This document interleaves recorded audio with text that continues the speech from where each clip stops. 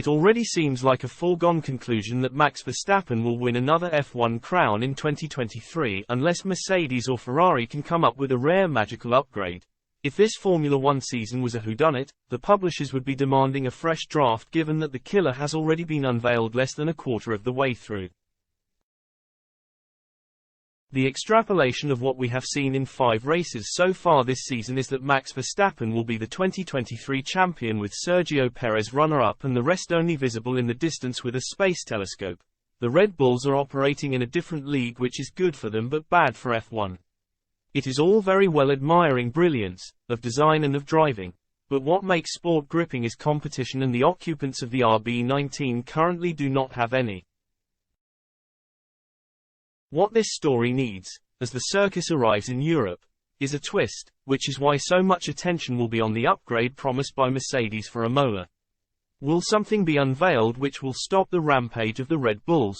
Mercedes chief Toto Wolff has played down suggestions that they will be able to wipe out the gap in Imola, but George Russell and Lewis Hamilton, and plenty of neutrals, will be desperately hoping they have come up with something. Hamilton knows from personal experience that while the magic upgrade is rare, it is possible.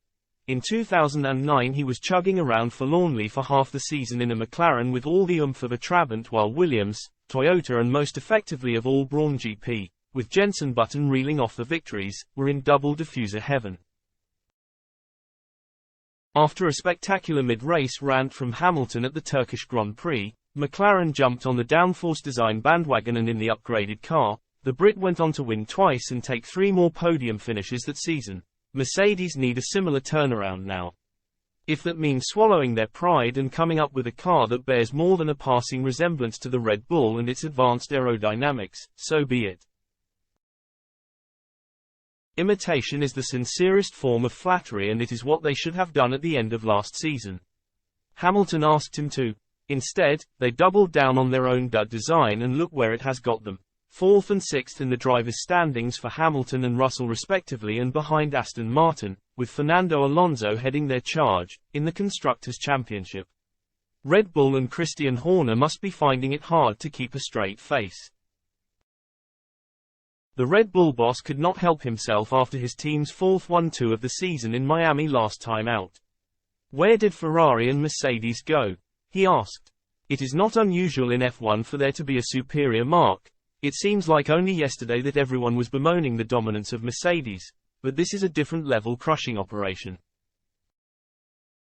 Even Perez looks like a world beater in the Red Bull, or at least he did until Verstappen delivered a schooling to him from 9th place on the grid in Florida. Verstappen's DRS pace was such that it only took him 16 laps to climb to 2nd place in that race. When the advantage is so big, it renders qualifying, and any mishaps or misfortune therein, almost irrelevant. If the defending world champion had started last in Miami, he would still have won. So Imola this week and the big Mercedes reveal is a major deal, if only to keep the best driver in F1 honest.